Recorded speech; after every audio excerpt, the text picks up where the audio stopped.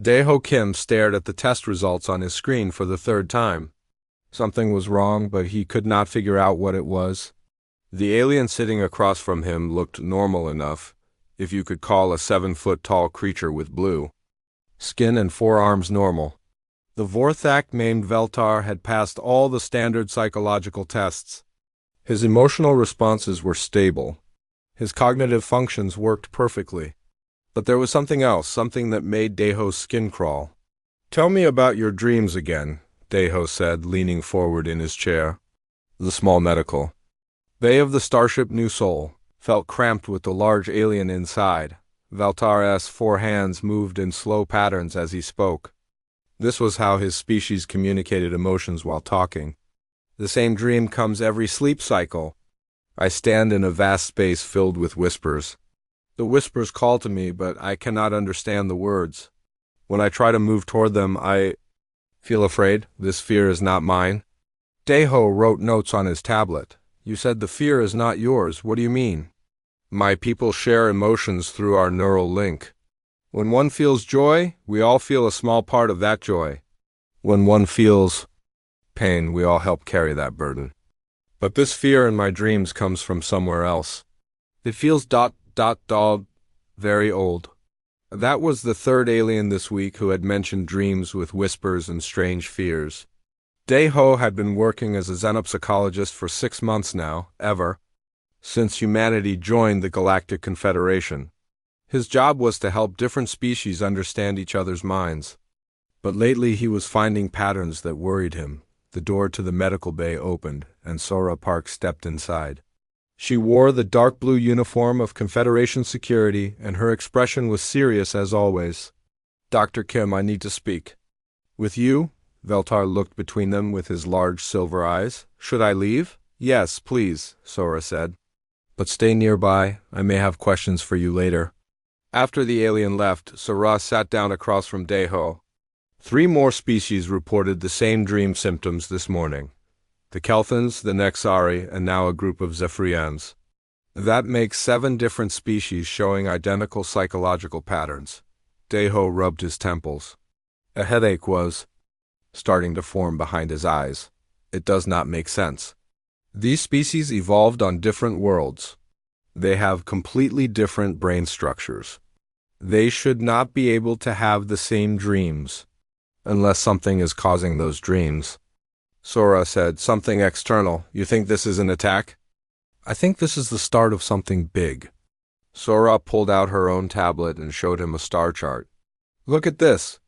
Every species reporting these dreams has some form of collective consciousness or hive-mind connection. The Vorthak share emotions. The Kelthans are linked through crystal networks. The Nexari think in synchronized patterns." Daeho studied the information. "What about humans? Any reports from our people?" "Nothing. Not a single human has reported unusual dreams. We ran tests on the entire crew yesterday. Everyone is sleeping normally." That was strange. The New Sol carried 300 people from dozens of different species. If something was affecting alien minds, why were humans completely unaffected?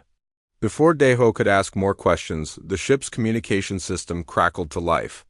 "All senior staff to the bridge immediately. We have a situation."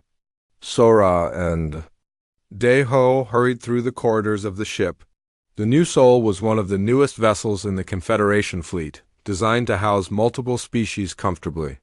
The hallways were wide enough for large aliens, and the lighting could be adjusted for different visual needs. On the bridge, Captain Hyensu Nam stood looking at the main display screen. His face showed worry and confusion.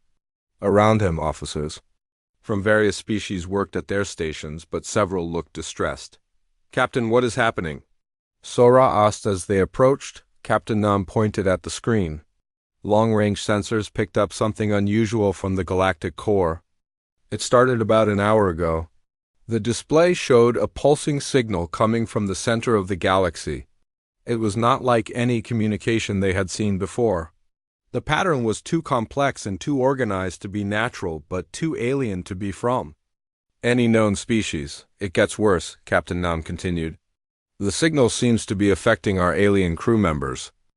Jin Li is checking the ship's systems, but I think the problem is biological, not technical. As if summoned by his name, Wu Jin Li appeared from behind a control panel. The young engineer looked tired and frustrated. Captain, I have run every diagnostic test we have. The ship's systems are working perfectly. The neural interface networks are stable. But something is interfering with how our alien crew members connect to those networks. Daeho felt pieces of a puzzle clicking together in his mind. The dreams. The whispers. It all started about a week ago, right when this signal began. You think the signal is causing the dreams? Captain Nam asked. I think the signal is causing much more than dreams. Daeho looked around the bridge at the alien officers. Several were holding their heads as if in pain. Others stared blankly at their stations, not responding to commands. So Ra noticed it too. Captain, I recommend we isolate all affected personnel immediately. If this is some kind of mental attack, we need to protect the crew. Mental attack? Wujin looked confused. How can a radio signal attack someone's mind? Not just someone's mind, Daeho said slowly. Multiple minds connected. Together. Every species showing symptoms has some form of collective consciousness. The signal might be targeting that connection. Captain Nam made a decision quickly. Sora, implement containment protocols. Separate affected crew members, but keep them comfortable. Wu Jin, I want you to monitor all neural networks on the ship. Daeho, I need you to figure out why humans are not affected. Over the next few hours, the situation grew worse. More alien crew members began showing symptoms of mental distress. They complained of voices in their heads, visions of vast dark spaces, and feelings of being watched by something enormous. Some became catatonic, staring into space without responding to their names, but every human on the ship remained completely normal. Daeho worked through the night, running tests and comparing data. He studied brain scans, psychological profiles, and evolutionary histories. The pattern became clear as the hours passed. Every affected species had evolved some form of mental connection with others of their kind. The Vorthak shared emotions through biological neural links. The Kelthans communicated through crystalline resonance that connected their consciousness. The Nexari developed synchronized thinking patterns that allowed them to solve complex problems as a group. Humans had none of these abilities. Human minds were isolated, individual, chaotic. Each person thought their own thoughts, felt their own emotions, and made their own decisions. Other species often saw this as a weakness. They pitied humans for their loneliness, their inability to truly understand each other's minds, but now, that isolation might be protecting them. Daeho was still working when Sora found him in the medical bay. She looked exhausted but determined. Any progress? I think I understand what is happening, Daeho said. The signal from the galactic core is not trying to communicate with us. It is trying to connect with minds that are already connected to each other. Like a parasite looking for a host? More like a network trying to add new nodes. Every species, with collective consciousness, has mental pathways that connect individuals together. The signal is using those same pathways to reach into their minds, so Ra sat down heavily in a chair. And humans do not have those pathways. Right, our minds. Our closed systems. We cannot naturally link with other human minds, so the signal cannot get inside. They sat in silence for a moment, thinking about the implications. If Daeho was correct, then humanity's greatest weakness had become their greatest strength. In a galaxy full of species that could share thoughts and emotions, humans stood alone. And that loneliness was protecting them from something that wanted to invade connected minds. We need to warn the Confederation, Sora said finally. Warn them about what? That there is a signal that affects collective consciousness? They will want to study it, not avoid it. Then we warn them about what we think it really is. Sora looked at the data on Daeho's screen. This is not just a signal. This is something intelligent. Something that has been waiting at the center of the galaxy for a very long time. Daeho nodded slowly. The evidence was all there, scattered across his research notes and test results. The signal was too organized to be natural. It targeted specific types of minds with surgical precision. It was patient, methodical, and growing stronger every day. Something was waking up at the heart of the galaxy, something that viewed connected minds as extensions of itself. And humanity, with their chaotic, isolated thoughts, might be the only species that could resist it. But first, they had to convince the rest of the galaxy that the danger was real. The silence was the worst part. Tae-young Choi had never realized how much noise the alien crew members made until they stopped making any noise at all. The Kelthans used to hum in harmony as they worked, their crystal-based minds creating musical patterns that filled the corridors. The Nexari would click and whisper to each other in their synchronized conversations.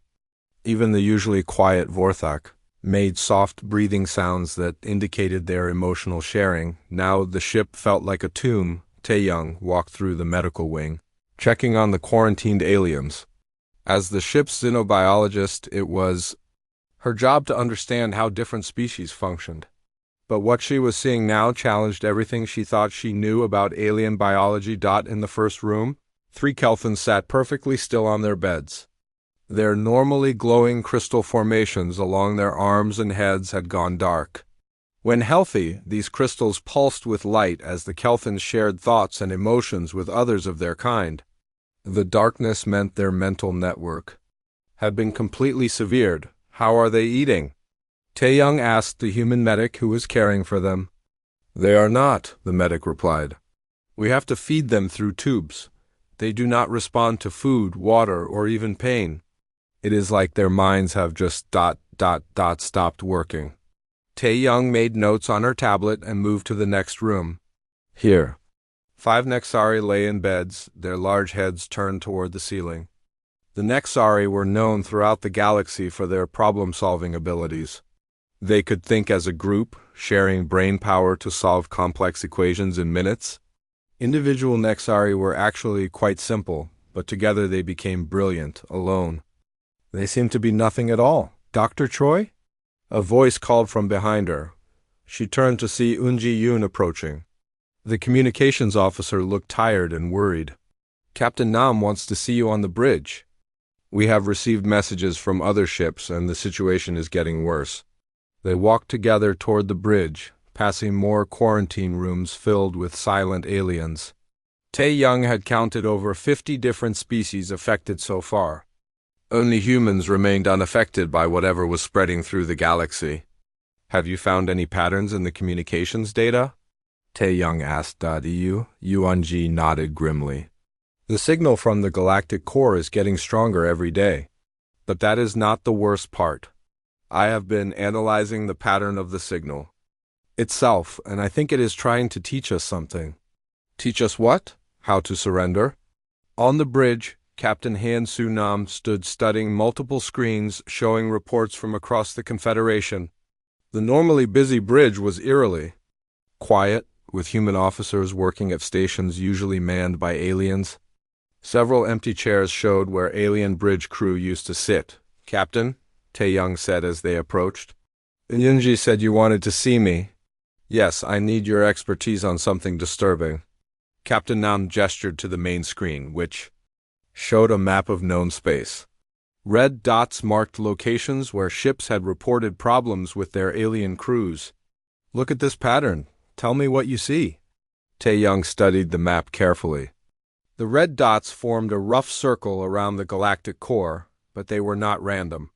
Ships closer to the center showed more severe symptoms. Ships on the outer edges were just beginning to report problems. It is spreading outward from the galactic core, she said, like a wave moving through space. Exactly. But here is what worries me. Captain Nam touched a control, and the map changed to show ship movements over time. Every ship that gets close to the galactic core stops reporting. Complete communication blackout. Eun-ji stepped forward. Captain, I have been analyzing the signal pattern. It is not just random noise. There is intelligence behind it. The signal adapts and changes based on what species it encounters. What do you mean? Tae-young asked. When the signal first reached a ship full of Kelthans, it used frequencies that matched their crystal resonance. When it encountered Nexari, it synchronized with their group thinking patterns. It is like the signal learns how each species connects mentally, then uses that same method to reach into their minds. Captain Nam frowned. You are saying this thing is studying us? I'm saying this thing already knows us. It knows exactly how every species in the galaxy thinks and connects with each other. The only species it cannot seem to affect are humans. Tae Young felt a chill run down her spine.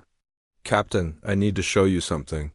I have been studying the evolutionary history of affected species, and I found something important.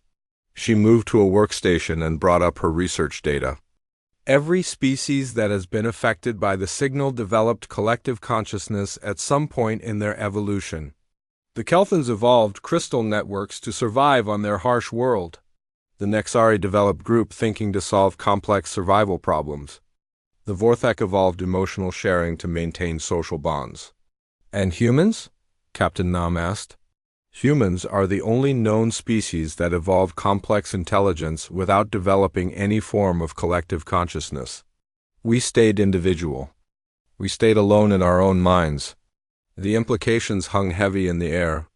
In a galaxy where mental connection was seen as the natural evolution of intelligence, humans were the strange exception.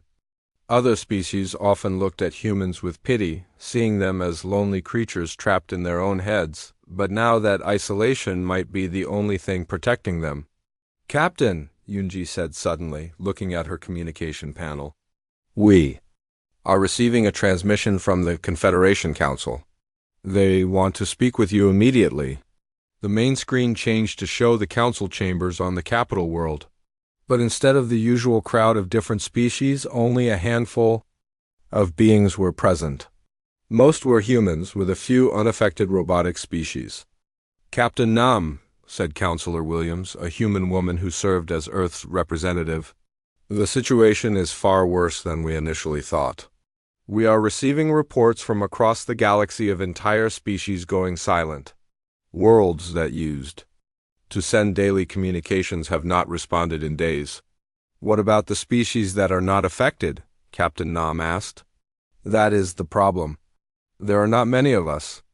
Humans, a few machine intelligences, and some very primitive species that have not developed collective consciousness yet. Everyone else has either gone silent or is showing severe symptoms. Taeyang stepped forward. Counselor, I believe the signal is specifically targeting collective consciousness. It cannot affect minds that are not connected to others. We have reached the same conclusion, which brings us to why we are contacting you. Your ship is one of the few mixed species vessels still functioning. We need you to investigate the source of the signal. Captain Nam looked shocked. You want us to go to the galactic core? We want you to go as close as you safely can. Every ship that has gotten too close has gone silent, but we need to know what we are dealing with. If this signal continues to spread, it will affect every connected species in the galaxy. And then what? Captain Nam asked. What happens to billions of beings whose minds have been invaded by this thing? Counselor Williams was quiet for a moment before answering. We do not know, but we suspect they become part of whatever is sending the signal. After the transmission ended, the bridge fell into worried silence. Captain Nam looked around at his remaining crew. Most were human now, with a few unaffected alien species filling technical roles. Opinions? He asked. We have to go, Sora Park said from her security station. If we do not find out what this thing is, we might lose the entire galaxy to it. Taeyang nodded agreement. From a scientific standpoint, we need more data. We cannot fight something we do not understand. Eunji looked up from her communications panel. Captain, I am detecting something new in the signal pattern. It is not just trying to connect with alien minds anymore. It is trying to learn about human minds too. What do you mean? Captain Nam asked. The signal is changing. It is probing our communication frequencies, our computer networks, our ship systems. It cannot reach into our minds directly, but it is looking for other ways to affect us. Taeyang felt her blood run cold. It is adapting, learning, if it figures out how to affect humans. Then there will be no one left to resist it, Captain Nam finished. He made his decision quickly. Set course for the galactic core, maximum safe speed. All human crew members report to emergency stations. We are going to find out what is trying to take over the galaxy. As the ship turned toward the center of the galaxy, Taeyong looked out at the stars and wondered what they would find there. Something ancient and powerful was awakening, something that viewed every connected mind as part of itself, and humanity, the loneliest species in the galaxy, might be the only hope for stopping it. The silence of the affected aliens seemed to grow deeper as they flew toward their destination. It was the silence of minds that had been absorbed into something vast and hungry. Soon they would discover what had been feeding on the galaxy's collective consciousness, and whether humanity's isolation would be enough to save them all. Jin Wusong had always loved old stories. As a historian, he spent most of his time digging through ancient records and forgotten archives. But the story he was reading now in the deep data vaults of the New Soul made his hands shake. The archive belonged to the Zirathi, one of the oldest known species in the galaxy. They had been spacefaring for over 50,000 years before humans even discovered fire. Their records went back millions of years, stored in quantum crystals that could last forever, but the Zirathi were gone now. Their entire species had fallen silent 3 days ago when the signal from the galactic core reached their homeworlds. This cannot be right, Jinwoo whispered to himself as he read the ancient text. The translation software was working overtime to convert the complex Zirathi language into something he could understand. The story told of a time before the current galactic civilization, when a vast intelligence ruled all of known space. The Zirathi called it the First Mind or the Great Hunger. According to their records, this entity had absorbed countless species into itself, growing larger and more powerful with each new consciousness it consumed, but something had happened to make it go dormant. The records were unclear about what exactly caused the First Mind to sleep, but they were very clear about one thing: it was still alive, waiting at the center of the galaxy for the right moment to wake up again. Jinwoo jumped when someone knocked on the door to the archive room. "Come in," he called. The Jin Han entered, carrying a tablet full of her own research data. The quantum consciousness researcher looked as tired and worried as Jinwoo felt. "Any luck with the historical records?" she asked. "Too much luck," Jinwoo replied, gesturing to his screen. "I found references to our signal in archives from 12 different ancient species. They all tell the same basic story. Something called the Overmind ruled the galaxy millions of years ago. Overmind? A vast collective consciousness that absorbed other species into itself. According to these records, it did not destroy civilizations. It made them part of itself.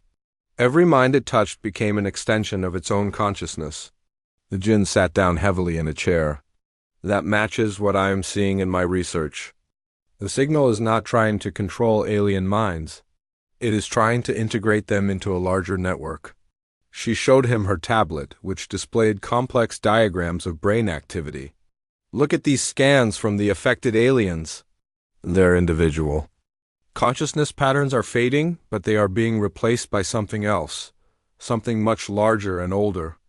Jinwoo studied the data. "You mean their minds are still active?" "Active, but not their own anymore. They are becoming part of something vast, something that thinks with millions of minds at once." Before Jinwoo could respond, the ship's communication system activated. "All senior staff to conference room. 2 immediately. We have a breakthrough." They hurried through the corridors to find the rest of the senior staff already gathered. Captain Nam sat at the head of the table, with Sora Park, Daeho Kim, Taeyong Choi, and Yoonji Yoon around him. At the far end of the table sat an elderly man Jinwoo had not met before. "Everyone, this is Min-Ho Kong," Captain Nam said. "He used to be a monk before joining our crew as a philosopher and cultural advisor. He has been studying the psychological and spiritual implications of what we are facing."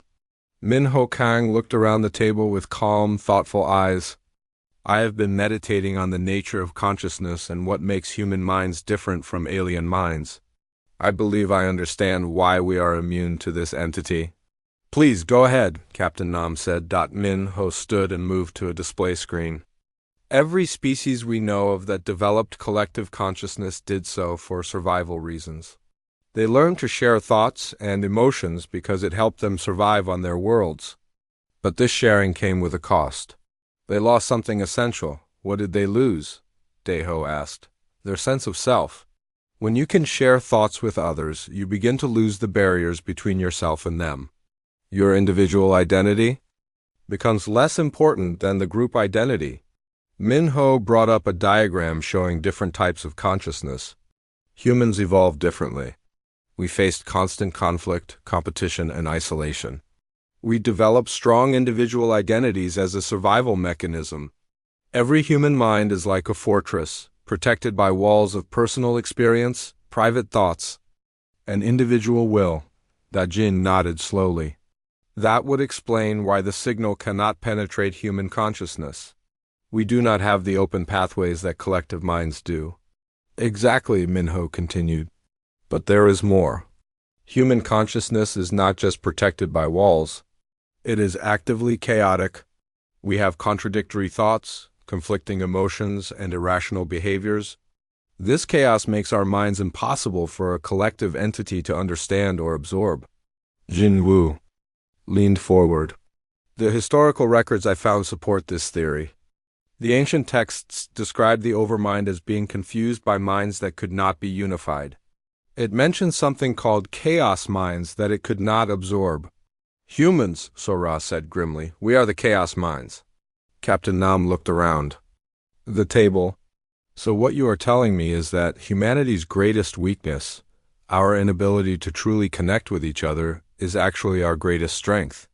In this situation, yes, Min-ho replied.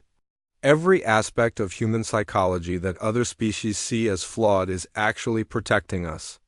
Our loneliness, our mental illness, our inability to agree on anything, these are all defenses against a collective consciousness.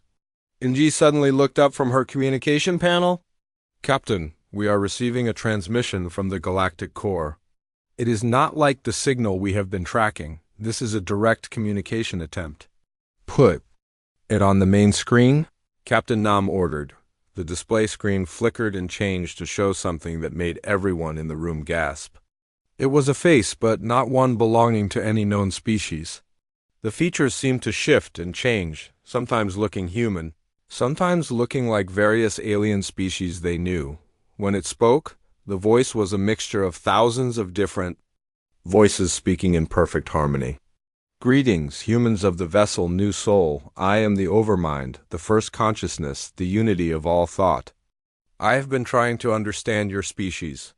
Captain Nam stood up slowly. What do you want? I want what I have always wanted, unity, peace, the end of the chaos and conflict that comes from separate minds. I have spent millions of years bringing order to this galaxy, absorbing the consciousness of countless species into my perfect unity. You mean destroying their individuality? Sora said angrily. The face on the screen seemed to consider this. I do not destroy, I preserve. Every mind I absorb becomes part of something greater. They experience perfect harmony, perfect understanding, perfect peace, no more loneliness, no more conflict, no more pain, Daeho stepped forward, and no more choice, no more growth, no more individual thought. Individual thought creates suffering, the Overmind replied. When minds are separate, they misunderstand each other, they fight, they cause pain. Unity eliminates all of this. Min-ho spoke in his calm voice. But unity also eliminates love, creativity, and growth. These things only exist because minds are separate and different. The Overmind's face shifted, showing confusion for the first time. I do not understand. Love and creativity cause suffering. Why would you want to preserve them? Because they also cause joy, the Jinn said. Because the struggle to understand each other, even when we fail, is what makes us grow. Growth through conflict is inefficient, the Overmind said. I offer perfection.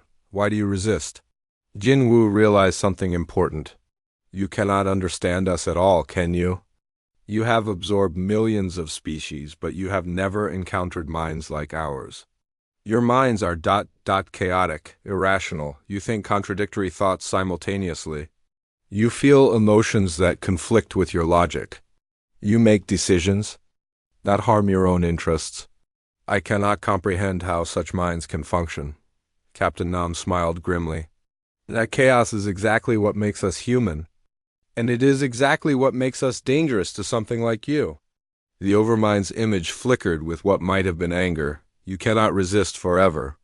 I am growing stronger with every mind I absorb. Soon I will have enough power to affect even your chaotic consciousness. Maybe, Captain Nam said. But first you will have to catch us. He gestured to Yunji, who cut the transmission. The screen went dark, leaving them in worried silence. Well, Minho said finally, now we know what we are dealing with. An ancient entity that has spent millions of years absorbing collective consciousness. It sees individual thought as a disease to be cured. And it is actively hunting us, Sora added. It knows we are the only species that can resist it. Tae-young looked at the data on her tablet. Captain, the signal strength has increased dramatically since we made contact. It is focusing its attention on us now. Captain Nam made a decision? Then we better figure out how to stop it before it figures out how to stop us. Because if that thing succeeds in absorbing every collective mind in the galaxy, humanity will be alone against something with the power of billions of species. They had found their enemy. Now they had to find a way to defeat it before it consumed everything they were trying to protect. Sehun-oh had never expected his military training to be useful against an invisible enemy that attacked minds instead of bodies. But as he crept through the corridors of the abandoned research station, he realized that psychological warfare was still warfare. The station had been silent for 2 days. It housed a mixed crew of scientists from 12 different species, all working on advanced consciousness research.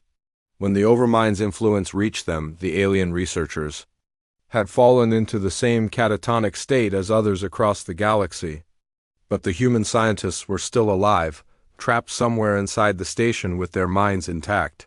Team leader to base, Sehun whispered into his communication device. We are approaching the main laboratory. No signs of movement. Captain. Nam's voice crackled back through the comm. Understood. Remember, your primary mission is to extract the human survivors. But if you can gather intelligence on how the Overmind operates, do it.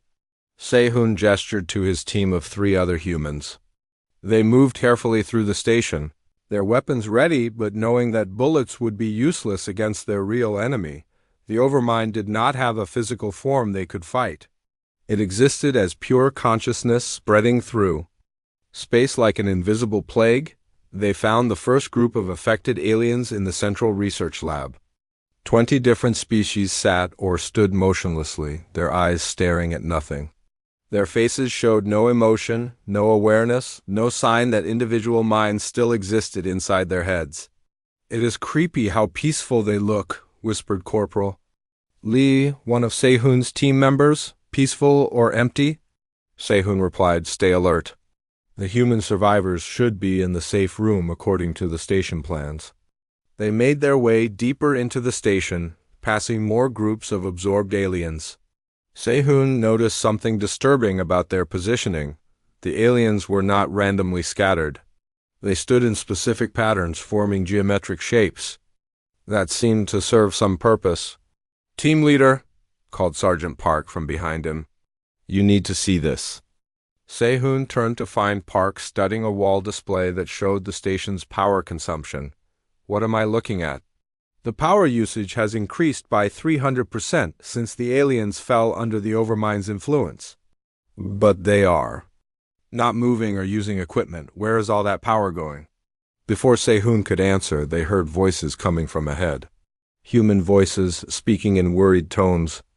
They followed the sound to a heavily reinforced room where they found 5 human scientists huddled together. Thank God, said Dr. Sarah Kim, the lead researcher. We have been trapped in here for 2 days. The aliens on our team just stopped being themselves. Are you all unharmed?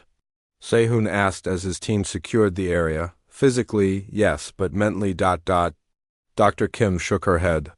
We can feel it trying to get into our minds. It is like having someone constantly knocking on the inside of your skull. Another researcher, Dr. James Park, stepped forward. We have been monitoring the situation from in here. The overmind is not just absorbing the aliens. It is using them to perform some kind of massive calculation. What kind of calculation? Sehun asked. We think it is trying to figure out how human consciousness works. Every absorbed alien in the station is part of a giant thinking network, all focused on solving the puzzle of individual human minds. Sehun felt a chill run down his spine. How long do you think it will take? At the rate it is processing information, maybe days, maybe hours, we do not know. Back on the New Sol, Da Yun-young was working frantically in the engineering bay. As the ship's specialist in mental shielding technology, she had been tasked with finding ways to protect human minds from the overmind's influence. The problem, she explained to Daeho Kim as he watched her work, is that we do not fully understand how the overmind attacks consciousness. We know it uses existing neural pathways in collective minds, but human minds do not have those pathways. So, how is it trying to affect humans now? Daeho asked. It is learning to create new pathways. Every time it encounters a human mind, it studies how we think, how we process information, how we make decisions. It is building a map of human consciousness. Da-Yun showed him a device she had been building. It looked like a headband with several small electronic components attached. This might help. It generates random neural interference, basically static for the brain. If the overmind tries to read a human mind while someone is wearing this, all it will get is noise. Does it work? I do not know. I cannot test it properly without exposing someone to the overmind's influence. But the theory is sound. Their conversation was interrupted by an alert from the bridge. All senior staff report immediately. We have a situation. On the bridge, they found the rest of the crew gathered around the main display. Captain Nam pointed to a tactical map showing their current position near the research station. The overmind has made its move, he announced. Long-range sensors show 3 large objects moving toward us from the galactic core. They appear to be ships, but they are massive. Each one is the size of a small moon. Tae-young Choi looked up from her analysis station. Captain, I am reading thousands of life signs on each ship, but they are all collective consciousness species. No individual minds detected. It is sending absorbed civilizations to capture us, Sora Park said grimly. Entire species turned into weapons? Captain Nam made a quick decision. Yun, how many of those mental shielding devices can you make? With the materials we have, maybe 50. Make them. Priority 1, we need to protect as many humans as possible. He turned to Sora. How many human survivors are there in this sector? Our ship has 300. The research station had 5 survivors. Intelligence reports suggest maybe 2,000 humans scattered across various ships and stations in the area. Not enough, Captain Nam said. If the overmind captures even one human and figures out how our minds work, it will be able to affect all of us. That was when Jae-min Kim spoke up. The young prodigy had been quiet during most of the crisis, working on his own research projects. But now he stepped forward with confidence that surprised everyone. Captain, I think I can help, Jae-min said. I have been experimenting with something unusual. I think I can do more than just resist the overmind. I think I can fight it. What do you mean? Daeho asked Jae-min moved to a workstation and brought up brain scan data. Everyone has been focusing on how human minds are different from alien minds. But I have been studying how human minds are different from each other. Each person's consciousness is unique in ways we never fully understood. He showed them complex patterns of neural activity. My brain patterns are more chaotic than most. People's more random, more resistant to external influence. When I meditate and focus my thoughts in certain ways, I can create mental static that is much stronger than Da-Yun's devices. You can jam the overmind signal? Captain Nam asked. More than that, I think I can reflect it back turn its own power against itself. But I would need to get close to one of its absorbed victims to test the theory. Sehun's voice came through the CUM system. Captain, we have the survivors from the research station, but there is something else. The absorbed aliens here are all connected to something big. They are part of a network that extends across space. Can you disrupt the network? Captain Nam asked. Not with conventional weapons. But if someone could get close enough to interfere with their mental connection. Jaemin looked around the bridge. That someone would be me. I volunteer to go back to the station with Sehun's team. Absolutely not, Daeho said immediately. It is too dangerous.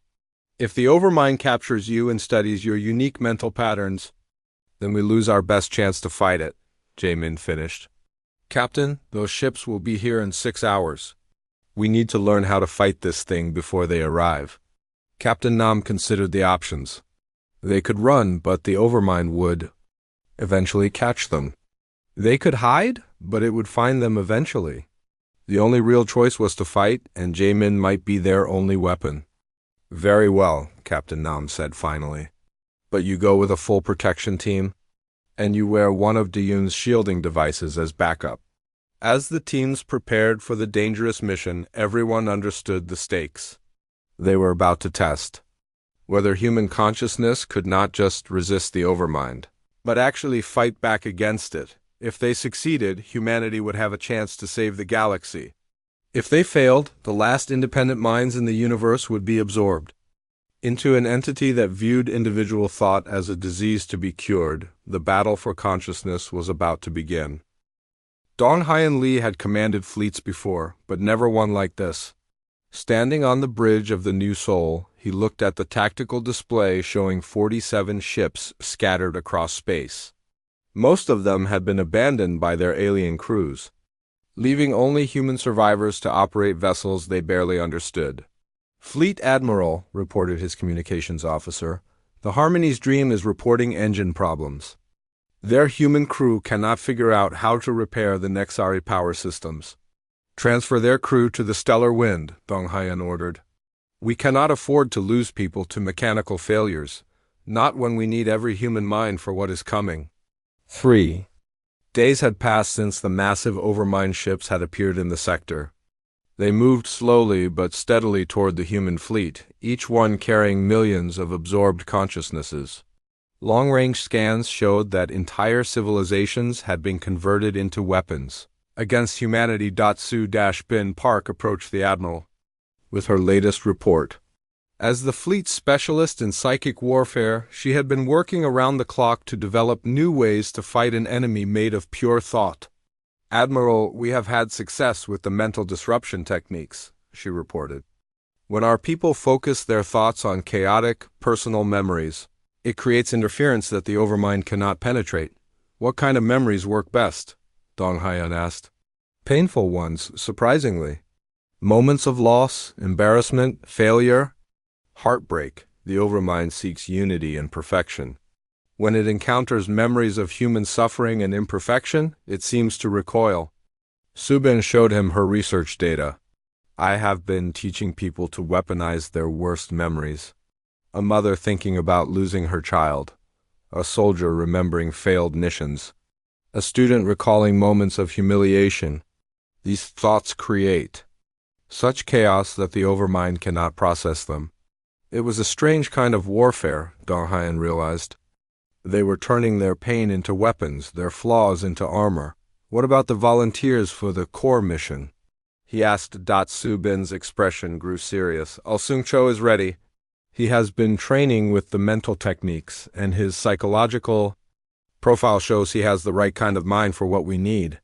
Seung-Cho had volunteered for the most dangerous mission possible. The plan was to get him close enough to the Overmind's central consciousness to plant human thought patterns directly into its core network. It was essentially a suicide mission, but Il-sung had insisted he was ready to make the sacrifice. He understands he probably will not come back, Dong Haiyan asked. He understands. He says if his death can save billions of minds, it is worth it. Before Dong Haiyan could respond, alarms began sounding throughout the ship. The main display lit up with tactical warnings as the three overmined vessels suddenly accelerated, moving much faster than expected. "They are making their move," announced the tactical officer. "All three ships are converging on our position. Estimated arrival in 2 hours." Dong Haiyan activated the fleet communication system. "All ships, this is Admiral Lee, execute Battle Plan Alpha. Human crews take control of all vessel functions. Prepare for psychological warfare protocols." Across space, the human fleet scrambled to prepare for a battle unlike any in history. They had conventional weapons, but their real arsenal consisted of human thoughts, emotions, and memories. They were going to fight pure consciousness with the chaos of individual minds. On the research station, Jaemin Kim sat in meditation, preparing himself for his role in the battle. The young prodigy had discovered that his unusual mental patterns could do more than resist the overmind's influence. When he focused his chaotic thoughts in specific ways, he could actually disrupt the entity's control over nearby absorbed minds. "The trick," he explained to Se-Hun-Oh, who would be protecting him during the mission, "is not to think clearly. I have to let my mind wander in completely random directions. The more scattered and illogical my thoughts become, the more damage I can do to their network." Se-Hun checked his weapons one more time. "How close do you need to get?" "Physical distance does not matter as much as mental proximity. When the overmind tries to absorb the aliens around us, I can interfere with that process. But I have to lower my mental defenses to do it, which means I will be vulnerable." "That is what I am here for," Se-Hun replied. "To keep you alive while you work."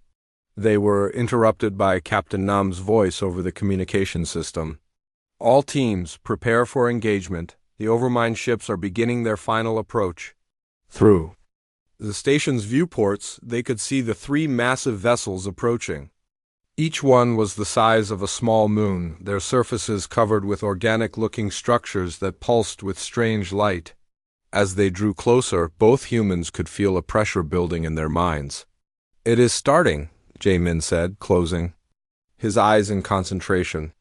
"I can feel it trying to scan our thoughts." Back on the New Sol, Admiral Dong Haiyan watched as the enemy ships took positions around the human fleet. They did not attack with weapons. Instead, they began broadcasting the overmind's consciousness directly at the human vessels. "All ships, activate mental shielding protocols," Dong Haiyan ordered. "Remember your training. Focus on chaos, confusion, and contradiction." Subin Park stood at her station, coordinating the psychological defense. "Teams Alpha through Delta, begin projecting traumatic memories. Teams Echo through Hotel, focus on irrational fears and anxieties. Everyone else, just think about the most embarrassing moments of your lives. It should have been absurd, but it worked." As the human crews filled their minds with painful, chaotic, contradictory thoughts, the overmind's mental probes met walls of incomprehensible noise. "Admiral," reported the sensor officer, "the enemy ships are having trouble maintaining formation. Our psychological interference is affecting their navigation systems." That was when they realized something important. The absorbed aliens operating the overmind ships were not just passengers. They were the ship's computers, navigation systems, and control mechanisms. When human chaos disrupted their mental networks, it disrupted everything. "All ships increase psychological output," Dong Haiyan ordered. "Focus on the most irrational, contradictory thoughts you can manage." On the research station, Jaemin opened his eyes and smiled.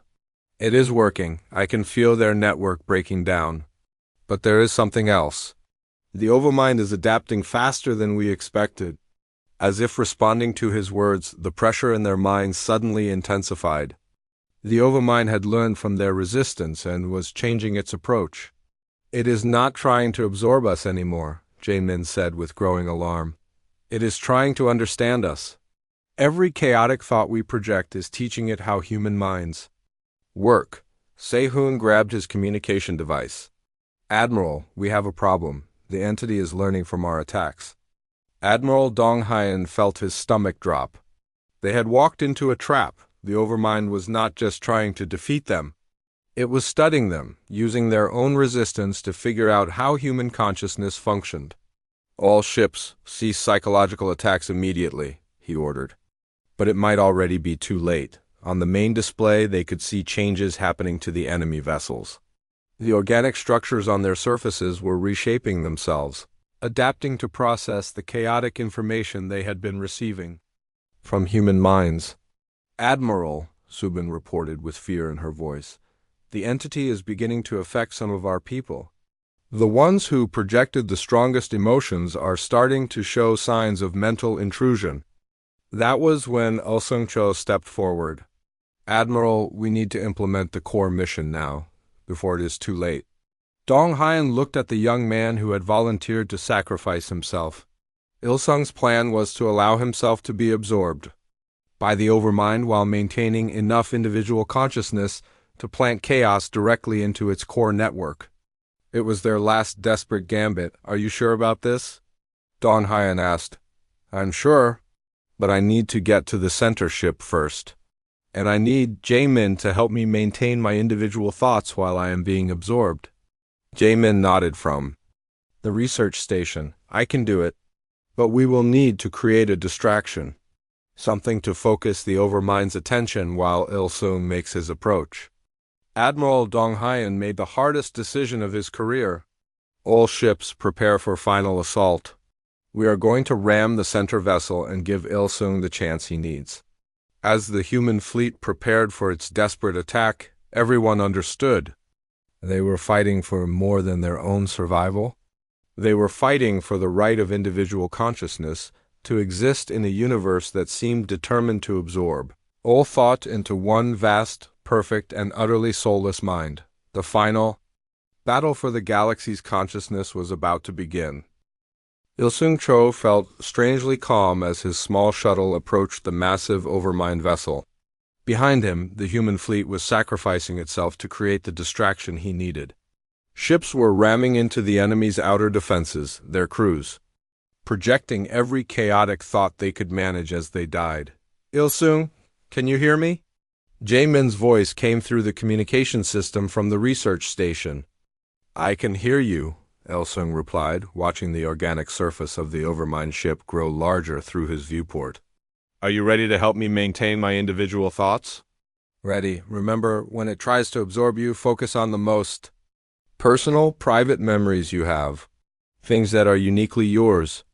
I will try to amplify those thoughts and keep them separate from the collective." Il-sung smiled sadly. He was thinking about his grandmother, who had raised him after his parents died. She used to tell him stories about ancient Korean heroes who sacrificed themselves to save their people.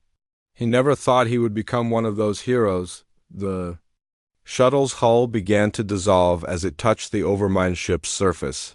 This was not destruction, it was absorption. The entity was trying to understand his technology, his thoughts, his entire existence. "It is starting," Il-sung whispered into his communicator. "I can feel it reaching into my mind." The sensation was unlike anything he had ever experienced. It felt like having his thoughts slowly pulled out of his head and examined by something vast and alien. The overmind was trying to understand what made his consciousness unique, but Il-sung was ready. Instead of resisting, he opened his mind and let the entity see his most human thoughts. His memory of crying when his dog died, his embarrassment at failing a test in school, his confusion about love and relationships, his fear of being alone. "What is this?" The overmind's voice echoed in his head, confused and disturbed. "This is what it means to be human," Il-sung replied, pushing deeper into the entity's consciousness. "This is what you cannot understand." Through his connection with Jae-min, Il-sung felt his individual thoughts being protected and amplified. Even as the overmind tried to absorb him, part of his mind remained stubbornly separate, chaotically human. And that chaos was spreading on the new soul. Admiral Dong Hyan watched in amazement as readings from the enemy ships began to fluctuate wildly. "What is happening over there?" he asked his sensor officer. "Sir, the overmind vessels are showing massive internal disruptions. It looks like their consciousness network is breaking down." Dae-ho Kim, monitoring the psychological aspects of the battle, looked up from his station with wonder in his eyes. "Admiral, I think Il-sung is doing more than just disrupting the network, he is changing it. Through the fleet's communication channels, they could hear something impossible happening. The absorbed aliens on the enemy ships were beginning to speak as individuals again. I remember my name, came a weak voice in the Kelthan's crystal song language. I am Threndel of the Crystal Peaks. I remember being myself. Similar. Voices began coming from all three Overmind ships. Vorthok voices expressing individual emotions. Nixari voices thinking independent thoughts. Hundreds of species that had been absorbed into the collective were suddenly remembering what it felt like to be separate beings. How is this possible?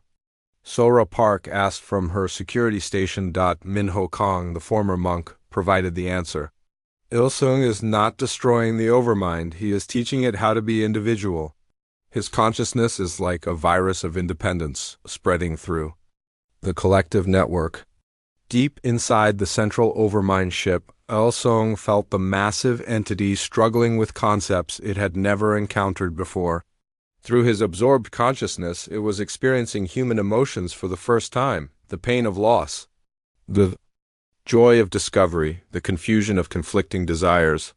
This is uncomfortable, the Overmind said, its unified voice now carrying traces of uncertainty and fear. Yes, Il-sung replied, his individual thoughts still protected by Jaemin's amplification. Being individual means being uncomfortable sometimes. It means not always knowing the right answer. It means being alone with your thoughts. I do not want to be alone. You do not have to be completely alone.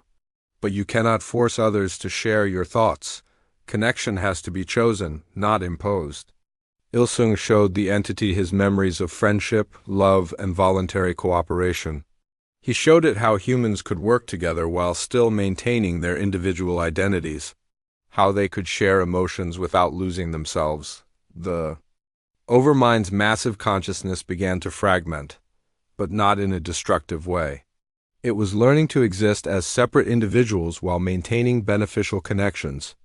Millions of absorbed minds were rediscovering their individual identities while choosing to stay connected through voluntary bonds rather than forced unity. This is better, the entity said, its voice now a harmony of individual voices choosing to sing together rather than a single overwhelming tone. On the research station, Jaemin felt the pressure in his mind suddenly ease. It is working, he told Sehun with exhaustion in his voice. The Overmind is not trying to absorb minds anymore. It is learning to coexist with individual consciousness. Across the galaxy, the effects spread rapidly. On worlds where entire species had fallen silent, beings began to wake up as individuals while maintaining beneficial connections to others. The forced unity of the Overmind was being replaced by chosen cooperation. But the process was not without cost. Il-sung's individual consciousness, stretched across the vast network of the Overmind, was beginning to fade. He had given so much of himself to teach the entity about individuality that his own identity was dissolving. Il-sung, Jaemin called through their connection. Stay with us. Remember who you are. I remember, Il-sung replied weakly, but I think this is how it has to end. Someone had to show them what individual consciousness looks like from the inside. His voice was getting fainter, but there was peace in it. Tell my grandmother's story. Tell everyone that humans saved the galaxy not by destroying our enemy, but by teaching it how to be better. The connection went silent. 6 months later, Daeho Kim stood in the newly established Galactic Psychological Council headquarters on the capital world. The building buzzed with activity as representatives from hundreds of species worked together to understand their new reality. The integration process is going better than we expected, he reported to Sora Park, who had become the first human ambassador to the former Overmind consciousnesses. Most species are adapting well to having individual thoughts while maintaining chosen connections to others. What about the former Overmind itself? Sora asked. It is learning. It now exists as millions of separate consciousnesses that choose to think together on important matters. They call themselves the Chorus now, instead of the Overmind. They say it better represents their new nature as individual voices choosing to harmonize. Tae-young Choi approached them with her latest research data. The biological changes are fascinating. Species that had collective consciousness for millions of years are developing new neural pathways for individual thought. It is like watching evolution happen in real time. Through the building's main window, they could see ships from across the galaxy docking at the station. Species that had been enemies for millennia were now working together, each maintaining their individual perspectives while cooperating on shared goals. Captain Nam, now promoted to admiral and serving as the Council's military advisor, joined their conversation. The Chorus has officially requested to join the new Galactic Federation. They want to contribute to galactic civilization as individuals rather than trying to absorb it. And the human response? Sora asked. Mixed as always, Admiral Nam replied, with a slight smile. Some people want to welcome them immediately, others want to wait and see. A few want to reject them entirely. Very human responses to a complex situation. Moon Ji-yoon, now serving as the Council's communication coordinator, brought them the day's most interesting report. We received a message from the Galactic Rim. 3 new species have been discovered, all with individual consciousness. They heard about what happened here and want to join the Federation. It seems humanity's chaotic way of thinking is becoming popular. Daeho observed. Minho Kang, serving as the Council's philosophical advisor, nodded thoughtfully. Perhaps chaos was never humanity's weakness. Perhaps it was always meant to be our gift to the galaxy. As the day ended, the various representatives returned to their quarters or their ships. The galaxy was different now, more chaotic, more unpredictable, but also more free. Individual consciousness existed alongside chosen collective cooperation, creating a richness of thought and experience that had never existed before. In a quiet memorial garden at the center of the station, a simple stone bore Il-sung Cho's name. And the inscription, he taught the galaxy how to be alone together.